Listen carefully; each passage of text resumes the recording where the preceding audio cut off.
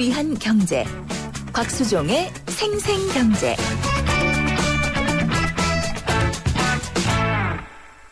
사람을 위한 경제, 생생경제 3부 시작하도록 하겠습니다. 잠시 후에 가을 개편 맞이해서 새롭게 코너를 마련했는데요. 우리 이웃들의 살아가는 이야기 한번 들어보시죠. 안녕하세요. 생생경제가 만난 사람들 코너가 준비되어 있습니다. 여러분들께서도 참여하실 수 있으니까요. YTN 라디오의 새로운 앱 예스를 통해서 참여하시면 고맙겠습니다. 여러분들이 많이 참여하시고 저희는 의견 주시기 기다리겠습니다. 3부 시작하겠습니다. 아이가 뗐으면 사탕을 주긴 하는데 마음이 복잡해요. 먹여도 되나? 몸에 좋은 것도 아닌데. 서울우유가 엄마의 고민 하나를 덜었다. 칼슘에서 비타민 D3까지 우유의 영양이 듬뿍. 이거 완전 씹어먹는 우유네. 서울우유 밀크캔디. 네, 피자헛입니다. 저기요, 고기 피자랑 새우 피자랑 뭐가 더 맛있어요? 둘 다 맛있습니다, 고객님. 그래도 뭐가 더 잘 나가요? 솔직하게. 둘 다 잘 나갑니다. 왜냐하면 더블박스. 박스는 하나, 피자는 두 가지. 25,000원. 1588-5588 피자헛. 더블 박스 주세요. 안녕하십니까. 생생경제가 만난 사람들입니다의 코너입니다. 이 시간에 우리가 살아가는 모습을 담아서 여러분에게 소개해 드릴 겁니다. 우리 스태프들이 직접 발로 뛰면서 사람들을 만나서 인터뷰를 가지고 여러분들에게 소개해 주실 겁니다. 첫 번째 만난 분이 개인주의의 야채 가게를 운영하고 있는 유재인 씨인데요. 개인주의 야채 가게 어떤 가게인지 여러분들 한번 들어보시지 않겠습니까?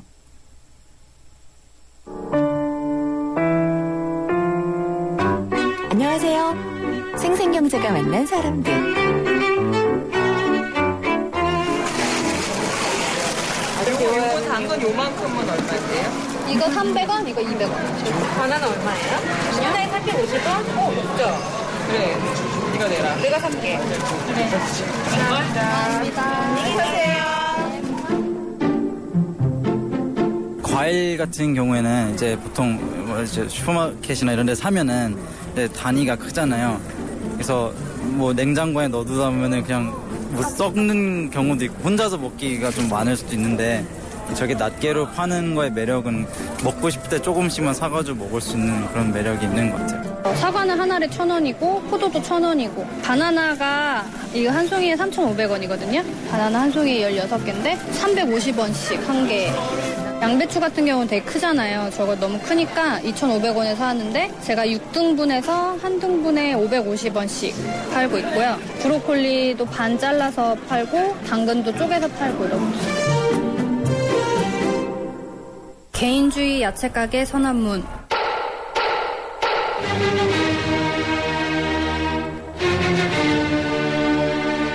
나는 뭐든지 할 수 있고 뭐라도 해야 한단다. 그렇지만 나는 외롭다. 미래는 암울하다. 특별히 기대할 만한 희망도 당장은 없다. 내가 세상의 중심이란다. 그런데 나는 혼자 산다. 혹은 몇 명과 좁은 집을 쉐어한다. 내가 꿈꾸는 것은 뭐든지 가능하단다. 다만 나는 우울하고 궁상맞은 인스턴트 끼니보다 알뜰하고 명랑한 한 끼를 먹고 싶다.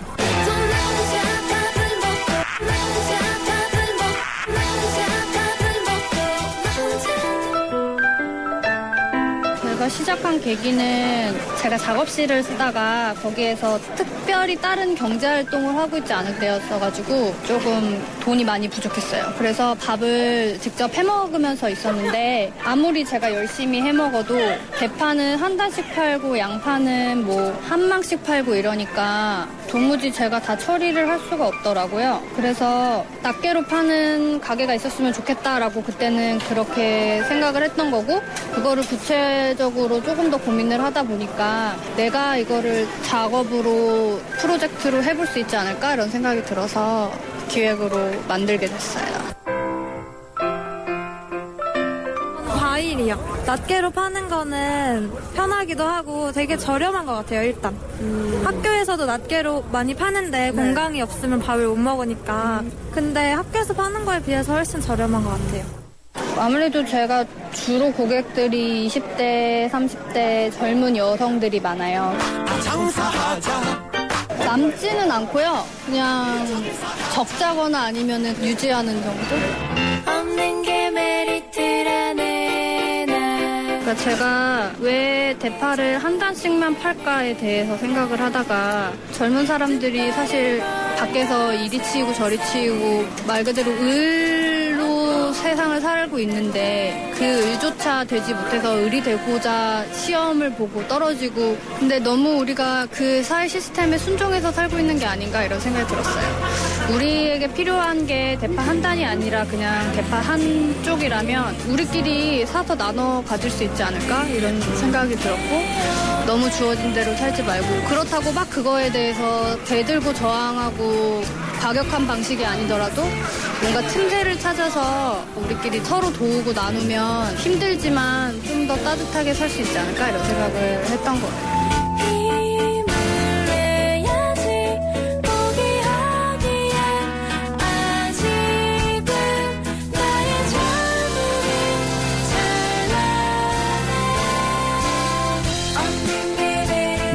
유재인 씨가 어떤 분인지 정말 한번 만나고 싶네요. 유재인 씨의 독백 이야기를 제가 개인주의 야책가게 선언문에서 읽지 못한 부분을 읽을게요. 청년이 세상의 중심이라지만 대용량 자본주의 사회에서 변방의 쭈구리일 뿐이다. 혼자 사는 사람을 위한 개인주의적 야채가게는 자본주의가 지구 몰락을 향해 달리고 있는 와중에도 그래도 뭐라도 해보려는 작은 행위다. 독백입니다. 요새 젊은 분들 취업하랴 또 미래 계획하랴 할 때 꿈을 가질 수 있을까요? 꿈을 가지라고 합니다. 근데 명랑한 한 끼조차 먹을 수가 없는 또 마련할 수가 없는 그런 생활 아닙니까? 더군다나 이런 신선하고 창의적인 야채 가게를 지속 경영할 수 없는 입장이라고 합니다. 아마 조만간에 이 실험센터가 곧 사라질 가능성이 있다는 이야기가 들립니다. 도대체 우리 청년들은 얼마나 또 어느 정도 깊이 치여야지만 되겠습니까? 우리 어른들이 창의, 창조라는 말을 이렇게 가볍게 내던져서는 안 될 겁니다. 그럼에도 불구하고 유재인이라는 한 젊은이는 이렇게 얘기를 했군요. 대들고 저항하기보다는 틈새를 찾겠습니다. 우리도 이런 젊은 친구들에게 뭔가 도움이 돼야 되지 않겠습니까? 지원하는 단체들이 금전적인 이유로 사라지지 않도록 우리 모두 관심을 가져야 할 것 같습니다.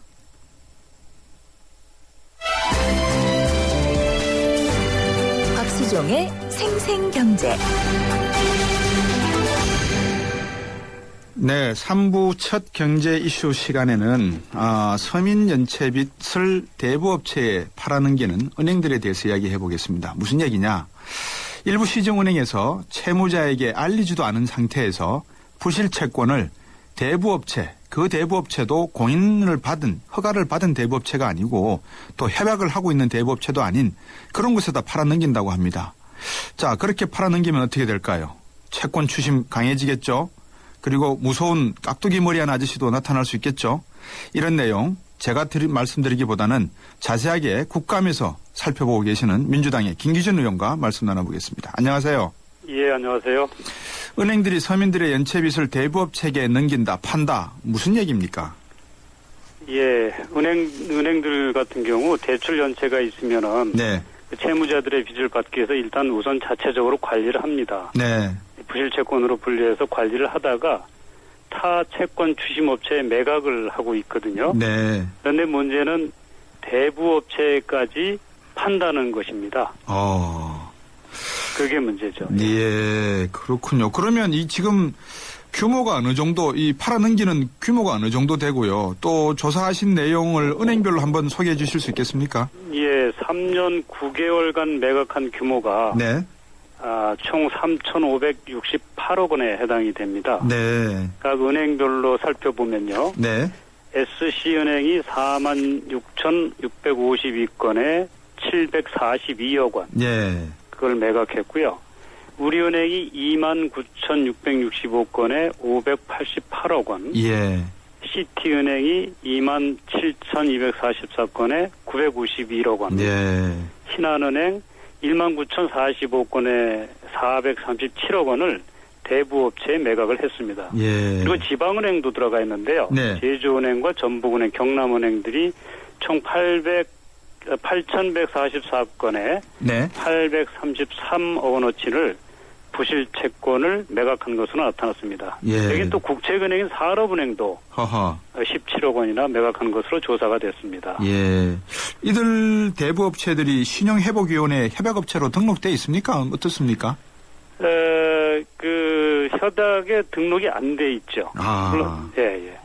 그러면 은행 입장에서 연체자가 많아지면 부담스러운 건 사실 아니겠습니까? 그죠? 그렇죠. 은행도 뭐 돈을 벌어야 뭐 결국 생존할 수 있으니까 예. 노력을 해보긴 해보는 겁니까? 그리고 대부업체에 넘기는 겁니까? 아니면 그냥 뭐 일정한 그 기준에 딱 도달하면 바로 그냥 뭐 앞뒤 재지 않고 바로 넘겨버리는 겁니까? 예, 통상 그 자체적으로 6개월에서 1년간은 네.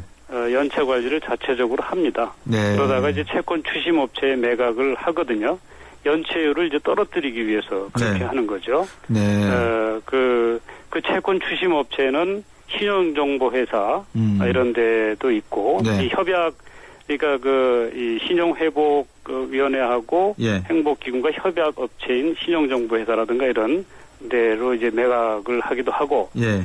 대부업체로 매각하기도 하는데 네. 현재 지금 말하는 건 미협약 대부업체 예. 일반 대부업체에다가 그것을 매각하는 것이 문제다 그런 말씀을 드립니다. 미협약업체에다가 넘기게 되면 무엇이 문제가 되는 겁니까?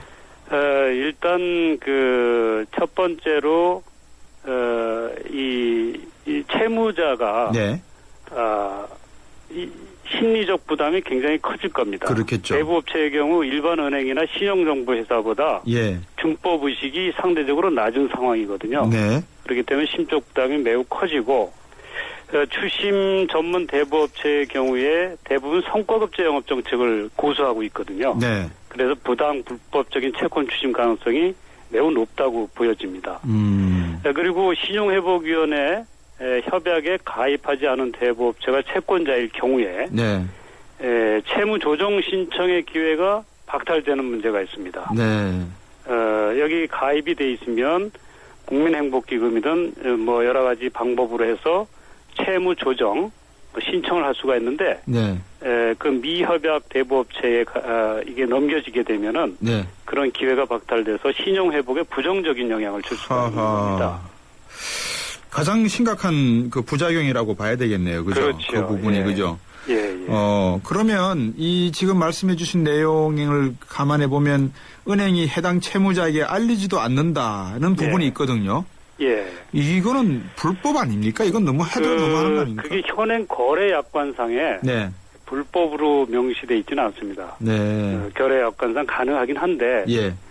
그러나 문제는 금융 소비자들이 금융회사의 선택권을 보장받지 못하고 있고 예. 은행에서 대부업체에 매각하는 경우 이를 채무자가 알아야 되는데 예. 현재 없어서 이러한 이것을 의무화하는 금융감독 규정의 개정이 필요하다고 봅니다. 이게 우리 금융감독원은 뭐 합니까 지금 이런 부분에 대해서? 뭐 여러 가지 미흡한 점이 많습니다. 예. 동양 사태도 그렇고 네. 여러 가지 측면에서 예. 감독 당국의 자성이 필요하고 예. 또 많은 노력이 필요한 시점입니다. 우리 김기준 의원도 아시겠지만 얼마 전에 박근혜 정부 들어와서 이 부채를 갖다 해결해 주겠다 그래서 장기간 돈을 갚지 못하는 분들에게 빚을 탕감해 주겠다고 발표했다가 그 숫자를 퍼센테이지를 또 줄였지 않습니까? 그죠? 그렇죠. 많이 줄였죠. 그러면 이런 분들 대부업체에 이렇게 넘어가는 분들 입장에서 놓고 보면 아니 돈을 안 갚아야지 이거 왜 돈을 괜히 갚으려 하다가 더 올가미에 걸려들었을까 후회도 하실 것 같아요. 이러면 도덕적 해이를 유발하는 행위가 돼버리지 않습니까? 예, 그런 측면이 있습니다. 네. 예, 그래서 이런 부분들은 네. 은행의 채권을 가지고 있는 채무자가 대출을 가지고 있는 채무자 같은 경우에 네. 대부업체로 이렇게 마구 넘길 수 있는 현재 허점들은 네. 좀 고쳐서 네. 그런 일이 안 생기도록 네. 규정 개정을 해야 될 것 같습니다. 예. 그 말씀해 주신 것 중에서 신용회복위원회와 협약을 맺은 곳과 맺지 않은 대부업체가 있다고 하셨지 않습니까? 예. 거기에 차이점이 있습니까? 어떤 차이점이 있습니까? 협약 대부업체는요. 네. 연체 빚에 대해서 상환 기간의 연장이나 분할 상환, 네. 이자율 조정, 네. 채무 감면 등의 채무 조정을 하고 있거든요. 그런데 경제적으로 다시 말하면 경제적으로 재기할 수 있는 기회를 가질 수 있는 것이죠. 그렇죠. 그런데 협약을 맺지 않은 대부업체의 경우에는 연체자의 채권이 이쪽으로 넘어가게 되면 연체자들은 채무조정이나 신용회복 지원을 받을 기회를 박탈당하게 되는 겁니다. 그게 큰 차이점이죠. 그렇군요.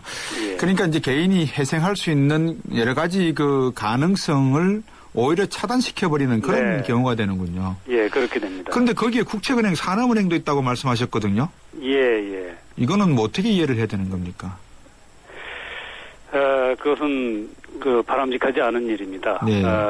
그 금감원에서 작년부터 미협약 대부업체 채권 매각을 제한하는 방안을 진행을 했었거든요.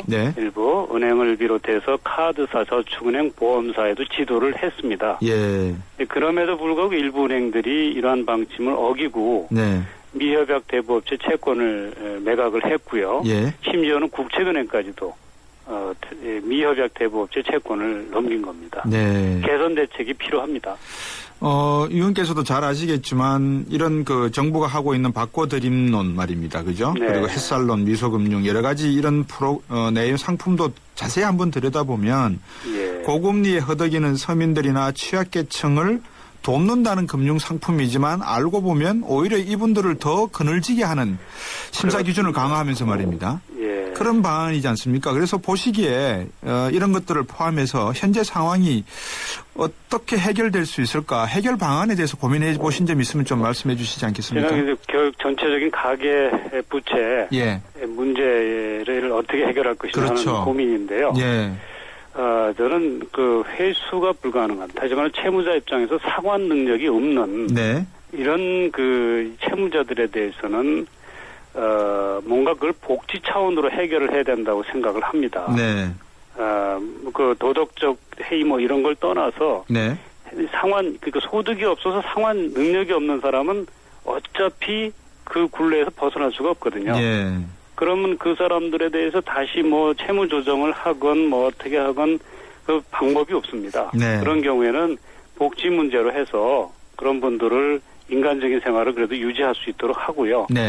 상환 능력이 있는 사람들에 대해서 정말 채무 조정을 적극적으로 보다 많이 과감하게 해서 이분들이 다시 회생을 하면서 경제 활동에 대한 의욕을 빠른 시일 내에 키울 수 있도록 적극적인 정책이 필요합니다. 근데 이제 의원께서도 지적을 하셨습니다만 그러려면 성장을 먼저 해야 되는 건지 분배가 돼야 되는 건지에 대한 논의도 있습니다만 복지 차원이라고 하셨는데요. 이게 결국은 다른 국민들 호주머니에서 돈이 나와야 되는 거 아닙니까? 그런데 이제 꼭 국민들 호주머니에서 나가는 게 아니고요. 저는 그동안 무리하게 대출을 한 은행들도 일부 부담을 해야 된다고 생각을 합니다. 그래서 그런 지금까지 이렇게 무리하게 가계부채가 증가된 데는 여러 가지 이유가 있거든요. 정부의 책임도 있고요. 금융당국의 책임도 있고 은행 자체의 책임도 있습니다. 물론 1차적으로는 이제 그 대출을 받은 채무자의 책임이죠. 그러나 그 채무자가 소득이 없어서 갚지 못한다 그러면 이건 또 사회적 책임이기도 하거든요. 그런 측면에서 좀 합리적이고 그 사회 전체를 생각하면서 접근하는 그런 정책이 필요하다는 것이죠. 저는 도덕적 해이하고는 좀 다른 개념입니다. 그렇군요. 정무위원회에서 여러 가지 이제 금융대에 대한 이야기를 나누실 것 같은데 국정감사 기간 동안에 이 서민들 정말 이 말로 드리는 서민들의 경제가 어렵다는 정도가 아마 체감하시면은 진짜 이 뭘로 형언할 수 없을 정도일 것 같습니다. 많이 감안해 주시고 이 입법 활동에 감안해 주시면은 반영해 주시면 고맙겠습니다. 오늘 말씀 고맙습니다. 잘 알겠습니다. 감사합니다. 감사합니다. 민주당의 김기준 의원이었습니다. 잠은 인생의 사치라던 에디슨. 하지만 그의 열정을 지켜준 것도 깊은 잠이었습니다. 짧게 자도 깊고 편안하게. 시대의 리더와 함께한 시몬스. 당신의 인생과 함께합니다. 흔들리지 않는 편안함. 시몬스. 골든타임이 시작된다. 노후 준비와 골드바의 행운을 동시에 해피에이지 100 이벤트. 세제 혜택은 물론 연령 제한 없는 현대에이블 신연금 저축펀드에 가입하고 상품권과 골드바의 행운을 잡아라. 12월 31일까지 홈페이지 참조. 에이블 현대증권. 투자 손실에 유의하세요. 네, 잠시 4부에서는요. 알짜 부동산 정보 시간 준비되어 있고 취업 내비게이션 시간도 준비되어 있습니다. 여러분들 많이 궁금하신 내용들이 있으시죠? YTN 라디오의 새로운 애플리케이션 예스를 통해서 실시간으로 보내주시고요. 과거처럼 옛날처럼 문자메시지 휴대전화 우물정 0945번으로 보내주시면 바로바로 저희들이 상담해드리도록 하겠습니다. 4부에서 뵙겠습니다. 초등학교 선생님이 학생들에게 물었습니다. 얼음이 녹으면 뭐가 될까요? 모두들 하나같이 물이 됩니다 라고 대답했습니다. 당연한 정답이죠. 하지만 유독 한 어린이만이 얼음이 녹으면 봄이 됩니다 라고 다른 대답을 했습니다. 창의적인 교육이란 이런 것이 아닐까요? 정답 찾기 교육에 길들여진 우리 교육의 자화상. 더 늦기 전에 자유로운 사고를 통해 스스로 생각의 힘을 키우는 창의지성 교육이 필요합니다. 이 캠페인은 경기도 교육청이 함께합니다. 행복한 경기 교육. 살아있는 뉴스 깨어있는 방송 한국의 뉴스 채널 YTN 뉴스 FM.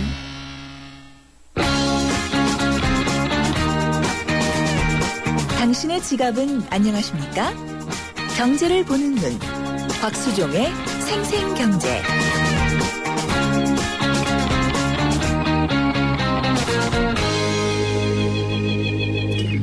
4부에서는 부동산 시장하고 취업 시장 동향에 대해서 여러분께 말씀을 드리겠습니다. 의견이나 상담 있으신 분들 YTN 라디오의 새로운 애플리케이션 예스를 통해서 저하고 실시간으로 이야기하실 수 있고요. 또 문자 메시지 휴대전화 우물정 0945번으로도 보내실 수 있습니다. 많이 참여해 주시면 고맙겠습니다. 세상의 베이스가 되다 포스코 협찬으로 곽수정의 YTN 생생경제 4부 시작하겠습니다. 아이고 우리 심청이가 팔려가더니 그래도 내 걱정은 하지 마셔. 심청이가 안심폰을 주고 갔으니까 이 안심폰은 24시간 긴급 출동의 건강상담 서비스까지 받을 수 있어이다. 알뜰폰에 새콤을 더하면 S1 안심폰. 삼성 디지털 프라자에서 만나세요. 자동차 1년에 얼마나 타세요? 한 9,000km? 사고 난 적은요? 3년간 없죠. 그럼 보험료 할인 더 받으셔야죠. 마일리지로 할인받고 3년 무사고로 또 한 번 할인. 악사 다이렉트 자동차 보험 1566-1566 악사 다이렉트. 가입 시 유의사항을 꼭 확인하세요. 운전 똑바로 해. 욱 하기 전에 1, 2, 3, 4, 5, 6, 7 7초만 생각해보세요. 안전한 운전을 위해 꼭 필요한 시간. 삼성카드가 당신의 참 실용적인 생활과 함께합니다. 지금까지 투표 현황입니다. 20대는 체코, 30대는 스페인 지지도가 높군요. 40대는 역시 이태리인가요? 50대 이상은 떠오르는 휴양지 크로아티아가 강세입니다. 유럽여행 랭킹쇼 내가 사랑한 유럽 탑10. 투표는 travel.koreaneer.com에서 12월 22일까지. Excellence in flight. Korean Air.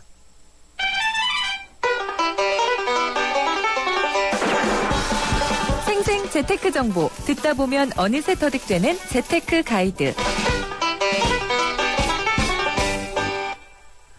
이사철이 아직도 남아있죠. 그죠? 날씨가 더 추워지기 전에 아마 이사를 준비하시는 분들 계실 건데 막바지가 아니겠습니까?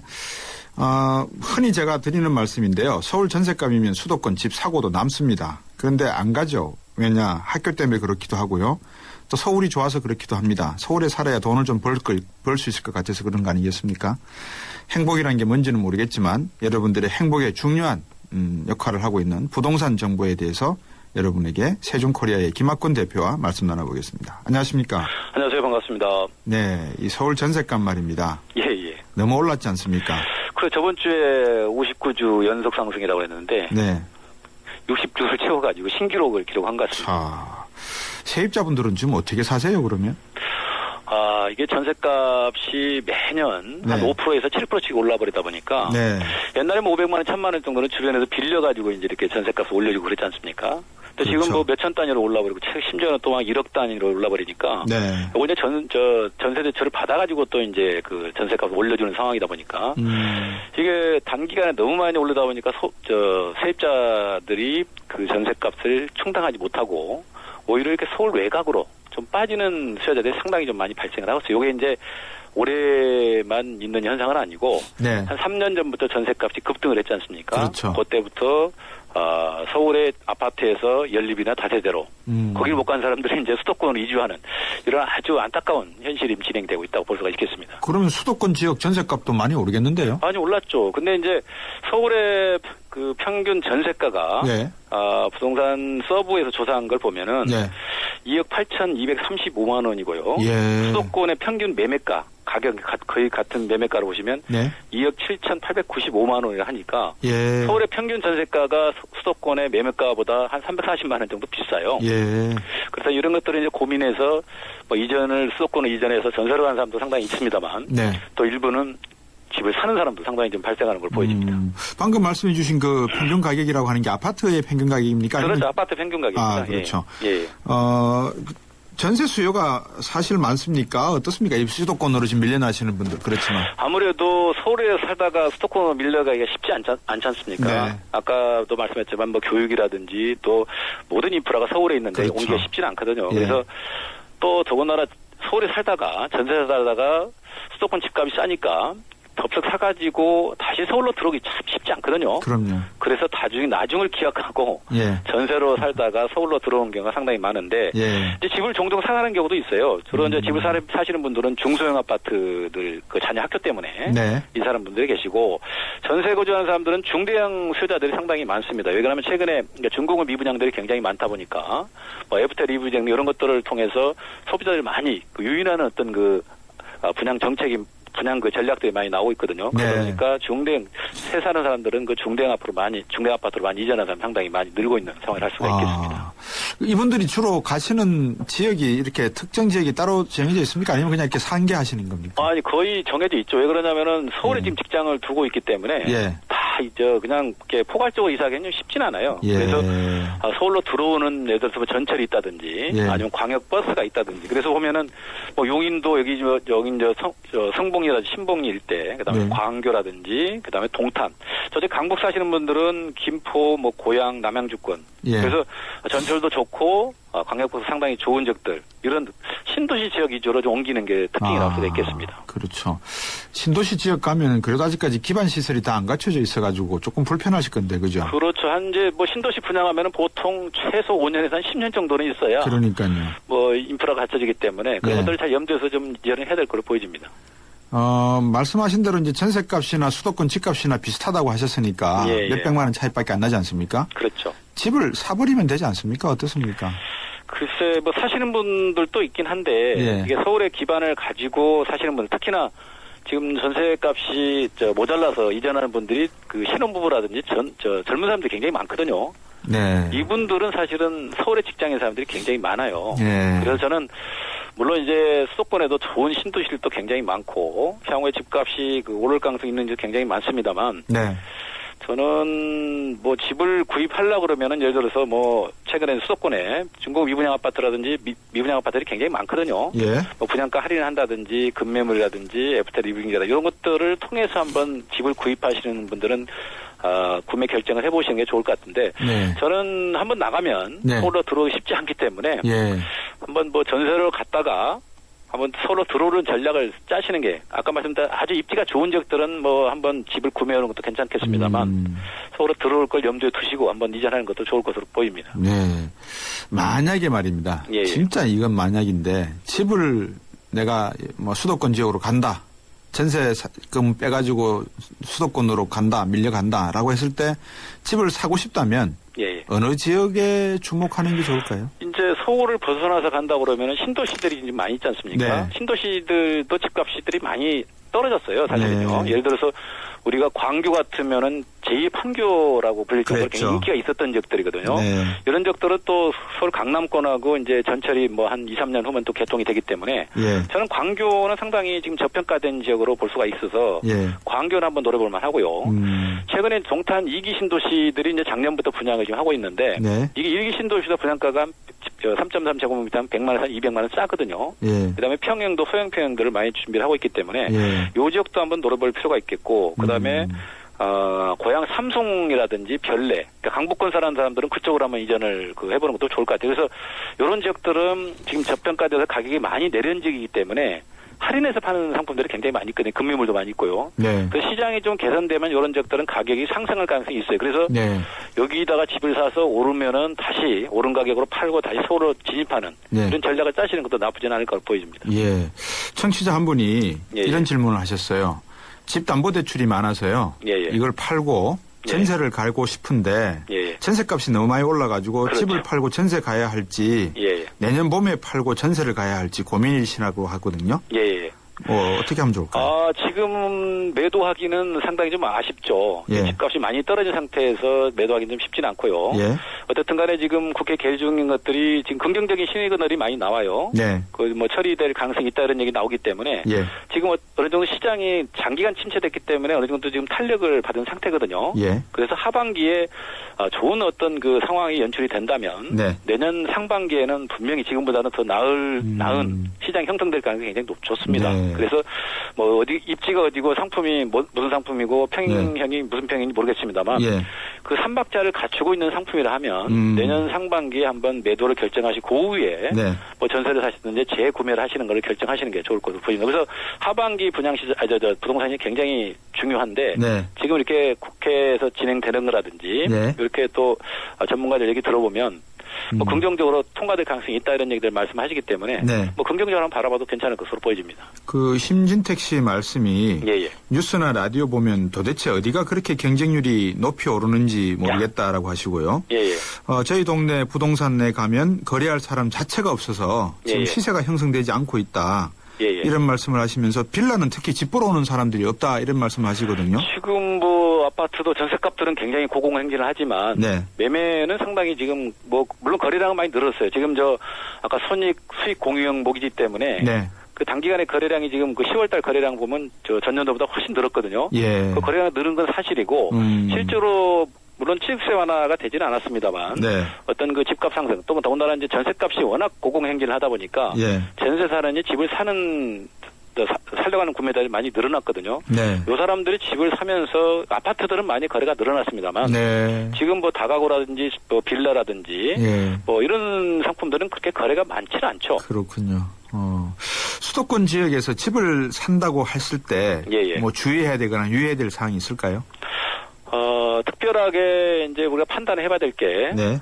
어차피 잠시 수도권으로 간다고 생각을 하시면 안 되거든요. 네. 이전하면은 내가 예를 들어서 5년이고 10년이고 살아야 되는 생각을 하는 거고 예. 또 하나 이제 좀 주의를 해야 될 거는 아까 말씀드렸다시피 갔다가 그 집이 오르면은 다시 그걸 팔고 서울로 진입할 생각을 해보셔야 돼요. 예. 그러면은 뭐 예를 들어서 향후에 시장이 회복이 되면은 집값이 상승할 수 있는 지역도로 분명히 가야 되거든요. 그런 데는 신도시라든지 평형이 좋은 평형이라든지 또 가격이 주변 시세로 지금 월등하게 좀 싼 아파트라든지 이런 상품들을 골라야지만이 향후에 시장이 회복됐을 때 그걸 팔고 부터 시세 차익을 보고 서로 입성할 수 있는 기회가 생기기 때문에 그런 부분들을 잘 좀 따져보고 구입하시면 좋을 것으로 보여집니다. 예.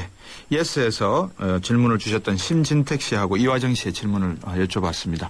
오늘 말씀 잘 들었습니다. 고맙습니다. 예, 감사합니다. 세종코리아의 김학권 대표였습니다.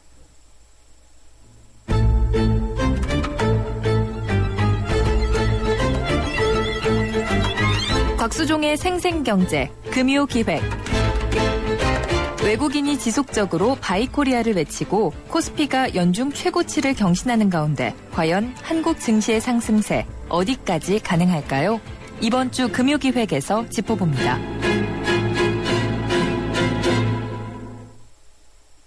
네, 이 8290번님도 질문을 하나 주셨는데 월요일 날 재무상담 시간에 여쭤보도록 할 테니까 월요일 날 꼭 청취해 주시고요. 자, 이번 시간에는 취업 관련된 정보와 방법에 대해서 알려드리는 시간입니다. 인크루트의 성명 상무 스튜디오에 나오셨습니다. 안녕하세요. 안녕하세요. 날씨가 춥죠, 그죠? 네. 취업을 해야 날씨가 따뜻할 건데 취업 못하는 이 준비생들은 그죠? 더 춥겠죠. 뭐 얼마 전에 들으니까 뭐 대기업 고시 이야기도 나오고 네, 하던데. 네. 자, 취업 관련한 상담부터 하나 먼저 드리겠습니다. 네. 4749번님입니다. 안녕하세요. 저는 25살의 졸업반 공대생입니다. 마지막 학기를 지내면서 하반기 공채도 병행하고 있습니다. 학교 생활과 취업 준비를 병행하는 거 그 자체도 힘들지만 무엇보다 힘든 건 인정성 검사입니다. 작년에 봤던 게 올해 나올 리도 없고요. 풀어도 시간이 부족합니다. 요즘 도서관 가도 다들 인적성만 준비하고 있어요. 네. 스터디도 해보고 혼자 문제를 풀어봐도 실제 시험에서는 당황할 때가 많습니다. 좋은 방법 없을까요? 그리고 왜 인적성 검사를 하죠? 이거 인적성 검사가 뭡니까? 인적성 검사가요. 예. 말 그대로 인성과 적성을 판단하는 일종의 이제 시험이다라고 이해하시면 될 것 같네요. 예. 지난주에 제가 아까 삼성그룹 말씀을 드렸는데 네. 여기에서 이 시험이 치러진 겁니까? 뭐 언론에 보도된 내용만 보면은 네. 그 삼성그룹 접선공사에 한 9만 명 정도가 몰렸다고 하는데요. 이 중에서 그 실제 시험에 참여하지 않은 인원들이 이제 포함되고 있다는 것을 감안하더라도 한 8만 명 정도가 네. 삼성그룹의 적성 검사를 받다. 굉장히 어마어마한 숫자입니다. 그래서 사실 그래서 이제 대학가에서는 삼성의 적성 검사는 삼성고시라고 학생들이 부르고 있다고 하는데요. 네. 그럴 정도로 큰 부담으로 작용하고 있는 것이 사실이고요. 그러니까 우리 이제 그 청취자의 이제 질문처럼 상당히 부담이 되고 있는 것 같습니다. 이렇게 삼성뿐만이 아니라 다른 기업도 요즘 인적성 검사에 대한 도입들이 많이 늘어났는데요. 부담을 가지는 이유는 무엇보다도 인적성 검사가 합격에 큰 영향을 미치고 있기 때문이 아닐까 싶습니다. 인크루트가 얼마 전에 구직자 525명을 대상으로 인적성 검사 준비에 대해서 조사를 한번 해봤는데요. 구직자의 한 46.7% 정도가 지금 청취자 말씀처럼 인적성 검사를 미리 준비하고 있다고 응답을 했다고 하고요. 준비 기간도 시험 전 뭐 일주일이라는 응답이 48.2%였고 그 뒤를 이어서 1개월 이상이 지금 42.4%로 꽤 많은 구직자들이 상당 기간을 두고 지금 인적성 검사를 대비하고 있다고 판단이 됩니다. 네. 이 기업 채용에서 이게 지금 삼성뿐만 아니라 대부분 기업에서 인적성 검사 한다는 걸 제가 알고 있는데 이게 뭐 어떤 겁니까 그러면? 아까 간단하게 그 말씀드린 것처럼 인재를 채용하기 전에 보는 인성과 적성을 파악하기 위한 일종의 시험이 맞고요. 과목은 크게 언어, 수리, 지각 능력 등을 평가하는 적성 부분하고요. 평상시 혹은 업무 중에 발생할 수 있는 특정한 상황에 대한 태도나 가치관에 대해서 답을 구하는 인성 부분으로 크게 나뉩니다. 적성 부분에 관련된 문제는 대부분 회사가 좀 패턴이 좀 유사한 부분이 있고요. 인성 부분은 회사가 추구하는 어떤 가치나 기대하는 태도에 따라서 답이 달라지는 것이 일반적입니다. 그중에서도 직무 적성 검사는 직무 수행과 관련된 언어력, 수리력, 추리력, 공간 지각력 등의 이제 기초 지능 검사. 우리 어릴 때 이제 많이 봤었는데요. 그런 검사의 그 형태와 되게 이제 유사하게 나오는 것이 일반적입니다. 업무 능력과 대인관계 능력 및 사회생활하는 데 있어서 필요한 상식 능력 등도 이에 이제 포함이 되어 있습니다. 이러한 인적성 검사는 기업별로 특징을 가지고 있는데요. 지금 아까 잠깐 소개해드린 대로 삼성그룹의 경우는 사트라고 하는 이름을 가지고 있고요. CJ는 CZ, 두산은 니켓, 이렇게 이제 대표적인 시험을 가지고 있습니다. 이 중에서도 인적성 검사의 지금 대명사로 불리는 게 삼성의 SSAT, 즉 사트인데요. 응시자 수도 매년 너무 많고 문제의 질과 양적인 측면에서도 표준이라는 평을 받고 있긴 합니다. 차라리 이름을 이렇게 사트니 CJ니 하지 말고요. 슈퍼맨, 슈퍼워먼 시험 이렇게 해도 될 것 같은데. 그러면 조금 덜 부담스러울까요? 말씀 듣고 보니까는 도대체 인적성 검사를 한다는 건지 다른 검사를 하신다는 건지 모르겠는데 기업들이 지금 다 하고 있다고 봐야 되지 않겠습니까? 이유가 있을 것 같아요. 네네. 주요 기업들은 다 하고 있는 것 같고요. 이렇게 인적성 검사를 많이 보게 되는 이유가 서류 전형상에서 사실 이렇게 변별력이 요즘 높지 않다는 거죠.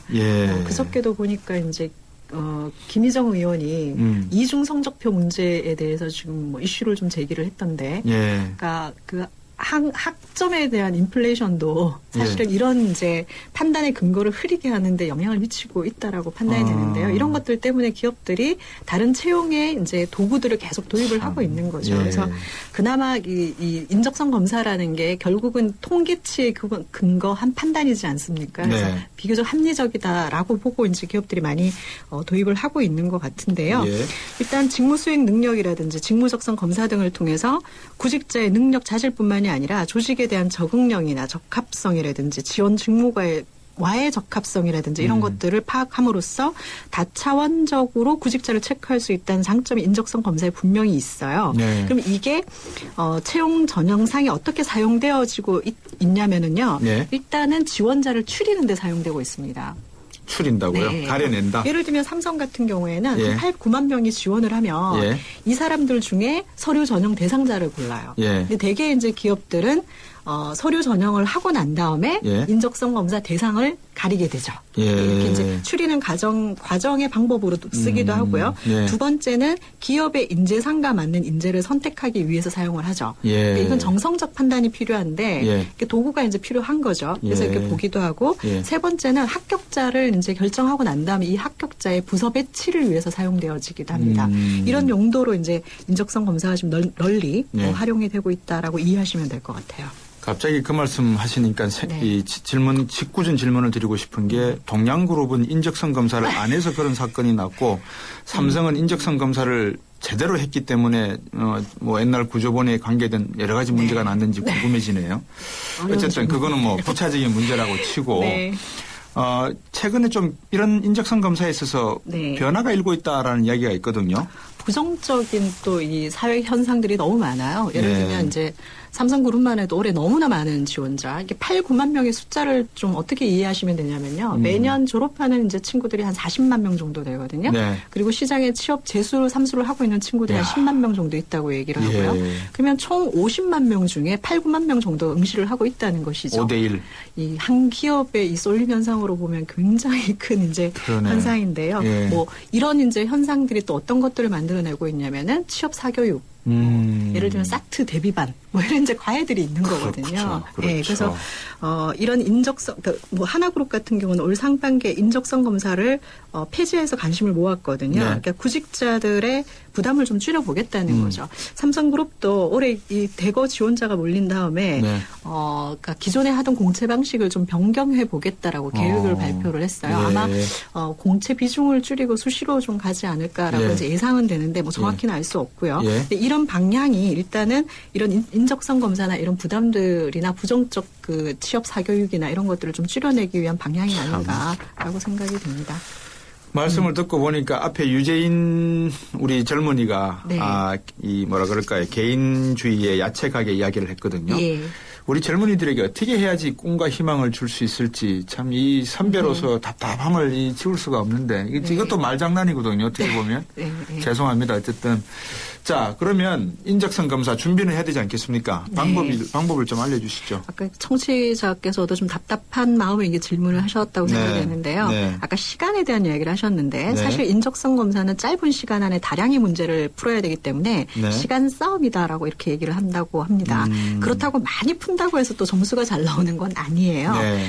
본인의 성향을 알기 위한 검사이기 때문에 정답이 딱히 이렇게 정해져 있는 것이 아니기 때문에 준비법을 몇 가지 좀 나눠서 말씀드리면 일단 시간 안배가 중요합니다. 그러니까 말씀 드렸다시피 풀어야 되는 문항 수에 비해서 주어지는 시간이 짧기 때문에 그러니까 많은 문제를 시간 내에 이제 푸는 것이 유리합니다. 그래서 시간을 정해놓고 문제를 푸는 연습들을 많이 하셔야 되고요. 그리고 무조건 많은 수를 푼다고 또 좋은 건 아니고요. 그러니까 질문의 그룹들이 있어요. 예를 들면 뭐 그 공간 능력을 알기 위한 뭐 그 문항들도 있고 수학 능력을 알기 위한 문항들도 있고 이런 그 그룹에 해당되는 문항수를 또 일정 수준 이상 풀어야 거기에 적합한 점수들이 나오게 되거든요. 그래서 일단은 그 시간 안배를 잘 하는 연습들을 하실 필요가 있을 것 같습니다. 모의고사를 해볼 수 있는 데시 있죠? 네네네. 그 서점에 가면은 서적도 나와 있긴 한데요. 조금 비싸죠. 그래서 요즘 뭐 인크루트 같은 취업 포털에서 인적성 검사 서비스들을 많이 지원하고 있어요. 아, 그래요? 네, 그리고 고용노동부의 워크넷 사이트에 가면 또 무료로 하실 수 있는 시험들도 있고요. 네. 그다음에 업체들이 요즘 마케팅 차원에서 취업 상품권 같은 것들을 뿌리는데 네. 그 취업 상품권 안에도 무료로 보는 그 서비스들이 있습니다. 이 인적성 검사 앞둔 구직자들에게 네. 우리 이 뭐라 그럴까요? 인크루트의 서미영 상무가 네. 한 말씀 해주신다면 어떻게 말씀을 해주시겠습니까? 인적성 검사는요, 솔직하고 일관성 있게 답을 써내려가는 것이 중요합니다. 네. 특히 아까 능력 검사 말고요. 네. 인성 검사는요. 그 답변의 패턴이 달라지면은 그 정직성의 문제를 가려냅니다. 똑같은 질문을 몇 번 반복하게 되니까 그렇죠. 그러니까 이런 방법 다른 답변을 방법으로. 이렇게 막 하다 보면 그 그러니까 답에 내가 좋은 답이라고 생각하고 자꾸 찍는 답들 있죠. 그렇죠, 그게 본인한테 그렇죠. 도움이 되지 않습니다. 일관성에 문제가 있다고 생각이 되는 판단들이 내려지게 되죠. 네. 자, 뭐든지 솔직하고 정직하고 일관성 있게 답을 써 나가는 것이 중요하다고 하시네요. 오늘 말씀 여기까지 드리겠습니다. 고맙습니다. 감사합니다. 인크루트의 서미영 상무였습니다.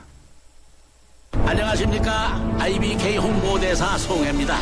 IBK 기업은행은 대한민국 국민 모두가 거래할 수 있는 은행입니다. 국민 여러분, 기업은행에 예금하면 기업을 살립니다. 그리고 기업이 살아야 일자리가 늘어납니다. 참 좋은 은행, IBK 기업은행. 나랑 결혼해 줄래? 내 속까지 폴스테인리스로 건강하고 깨끗하게 지켜주고 아껴주고 싶으니까 코코 풀스테인리스 2.0 에코. 매일 너와 쿠쿠하고 싶어. 쿠쿠. SK이노베이션이 석탄에게 물었다. 왜 너를 공해라고 생각할까? 깨끗하게 바꿀 수 없나? 석탄을 청정 에너지로 바꾸는 그린콜 개발 중. 물음이 있는 곳에 이노베이션이 있다. SK이노베이션. 온 동네 맛있다고 소문난대. 최신 김치 냉장고 모든 제품 다 보고 비교했지. 역시나 하이마트. 김치 냉장고 하이마트. 최신 김치 냉장고 잘 사려면 하이마트로 가요. LG G2는 왜 모든 버튼을 폰 뒤에 두었을까? 정답은 TV 광고에 Learning from you. LG G2. 오늘은 돈이면 뭐든지 다 된다라고 하는 이 자본주의의 타락에 대해서 제가 생각해 보도록 하겠습니다. 여러분들도 한번 고민해 보시고요. 저는 다시 내일 뵙겠습니다. 고맙습니다.